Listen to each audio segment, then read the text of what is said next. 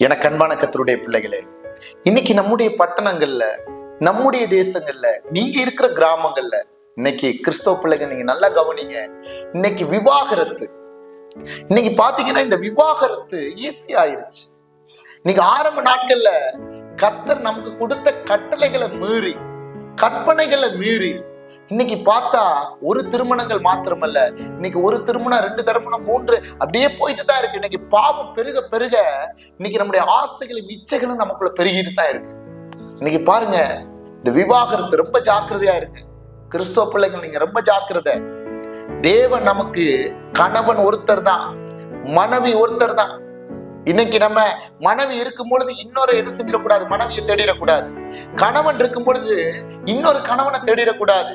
ஏன்னா இன்னைக்கு இந்த காலத்துல இன்னைக்கு நான் சில நியூஸ் எல்லாம் பார்க்கும் பொழுது அது சர்வசாதாரணமா இருக்கு. ஏன்னா கொடிய காலங்கள் வரும் ஆவியானவர் நமக்கு ஏற்கனவே எழுதி இருக்கிறார், வார்த்தை நம்ம கையில கொடுத்திருக்கிறார். ஆனா இன்னைக்கு நம்ம நாட்கள்ல பாக்குறோம், இன்னைக்கு நம்முடைய பிள்ளைகளுடைய நாட்கள் எப்படி இருக்கும்னா அதை பாருங்க. ஆண்டவருடைய கிருபை இருந்தா தான் நம்ம ஒவ்வொரு நாட்களையும் கடக்க முடியும். ஏன்னா ஆண்டவர் படைத்தது ஒருத்தனுக்கு ஒருத்தி தான். மல்கியாக்கு எழுதின தீர்க்கதரிசன புத்தகம் 2வது அதிகாரம் 14-15வது வசனத்தை படிங்க. ஏனென்று கேட்கிறீர்கள், கர்த்தர் உனக்கும் உன் இளவயது மனைவிக்கும் சாட்சியாய் இருக்கிறார். உன் தோழியும் உன் உடன்படிக்கை மனைவியுமாகிய அவளுக்கு நீ துரோகம் பண்ணினாயே.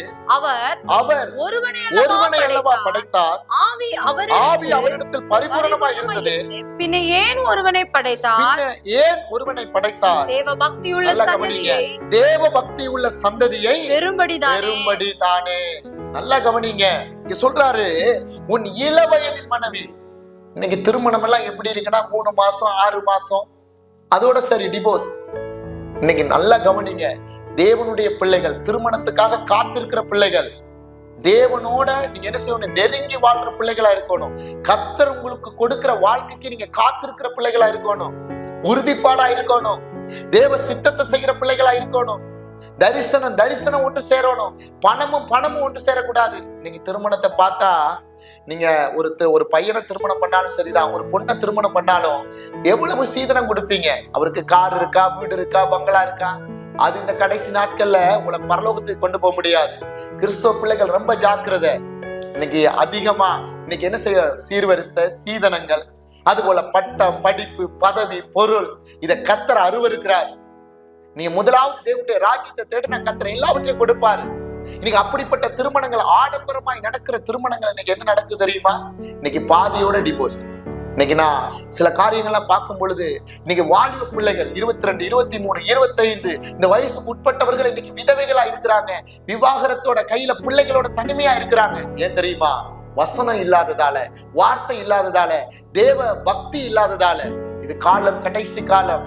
இந்த விவாகரத்துக்காக காத்திருக்கிற பிள்ளைகள் ரொம்ப ஜாக்கிரதையா இருக்கு, ரொம்ப கவனமா இருங்க. உங்களுக்கு கர்த்தர் ஒரு கணவனை கொடுத்திருக்கிறாரா, ஒருவேளை அவருக்கு சில தவறான காரியங்கள் இருக்கா, ஜெபம் பண்ணுங்க, கர்த்தர் மாற்றுவாரு. உங்களுக்கு ஒரு மனைவியை கொடுத்திருக்கிறாரா, அவங்களுடைய செயல்பாடுகள் சிலது பிடிக்கலையா, நான் திரும்பவும் சொல்றேன், விபச்சார முகாந்திரத்தை தவிர, வேசித்தன முகாந்திரத்தை தவிர வேற சின்ன குறைகள் இருக்கிறதுக்காக போனை மாத்துற மாதிரி மனைவியை மாத்திரக்கூடாது. நீங்க பாப்பீங்களா, இன்னைக்கு ஒரு போன் போயிட்டு அடுத்த போன் வாங்குவோம். அதே போலதான் இன்னைக்கு பாவம் பெருகினதால இன்னைக்கு இளம் தலைமுறைகளை பிசாசு இச்சைகளுக்குள்ள விழத்தள்ளி அதுக்கு கல்யாணம் ஆனவர்களுக்கு மேல மோகம் பண்ண வைக்கிறது. இன்னைக்கு பாருங்க, இன்னைக்கு நடிகர்கள் முதற்கொண்டு, இன்னைக்கு திரைப்பட நடிகர்கள் அவன் உலகத்துல இருக்கிறான், அவனை நம்ம பார்க்க கூடாது. பைபிள் தான் நமக்கு அடையாளம், நம்முடைய முற்பிதாக்கள் தான் நமக்கு அடையாளம். ஆவியானவர் நமக்கு என்னெல்லாம் எழுதி கொடுத்திருக்கிறாரோ அதுக்கு பயந்து நடக்கிற பிள்ளைகளா இருக்கணும். இந்த விவாகரத்துக்கு விலகி ஓடணும். டைவர்ஸ் உங்க வாழ்க்கையில வரக்கூடாது. அதுக்கு நீங்க தேவனோட இருக்கணும், தேவ சித்தத்தின்படி திருமணம் செய்யணும். படிப்பை பார்த்து, அந்தஸ்தை பார்த்து, ஜாதியை பார்த்து ரட்சிக்கப்பட்டு ஞானஸ்தானம் எடுத்து பரிசுத்த சந்ததியாய் நம்ம வந்ததுக்கு அப்புறமும், ஆசாரிய கூட்டமாய் மாறினதுக்கு அப்புறமும் ஜாதிக்குள்ள வரக்கூடாது. தேவன் என்ன சொல்ல விரும்புகிறார்? உங்க எதிர்காலத்தை அவருடைய சமூகத்துல முழங்கால இருந்து கேளுங்க. மல்கியா 2:14-15 சொல்றாரு, உன் இளம வயதின் மனைவிக்கு கர்த்தர் சாட்சியா இருக்கிறாரா, அவர் உடன்படிக்கையின் தோழியா இருக்கிறாங்க. யார்? உன்னுடைய மனைவி. உன்னுடைய கணவர் கருப்போ அழகில்லையோ, உன் மனைவி படிச்சாலோ படிக்கலையோ அதை பார்க்காத. அவள் மேல தரிசனம் இருக்கா, அவள் மேல அபிஷேகம் இருக்கா, கர்த்தருடைய சித்தம் இருக்கா, கர்த்தர் உனக்கு அவரை கொடுத்தாரா, கர்த்தர் உனக்கு அவளை தந்தாரா, தைரியமா நீங்க என்ன செய்யுங்க, இணைந்து கர்த்தருடைய தரிசனத்தை செயல்படுத்த வாங்க. கர்த்தர் உங்களை கொண்டு பெரிய காரியத்தை செய்வாரு. இந்த விவாகரத்துக்கு, டிவோர்ஸுக்கு விலகி ஓடுங்க. மற்றவங்களை பார்க்காதீங்க, பரிசுத்தத்தை காத்துக்கொள்ளுங்க. வசனத்துக்கு பயந்து கர்த்தர் உங்களுக்கு கொடுத்த கணவன் மனைவியோட நீங்க என்ன செய்யுங்க, சந்தோஷமா என்ன செய்யுங்க, வாழ்க்கையை வாழுங்க. கர்த்தர் உங்களை கொண்டு பெரிய காரியத்தை செய்வார். God bless you.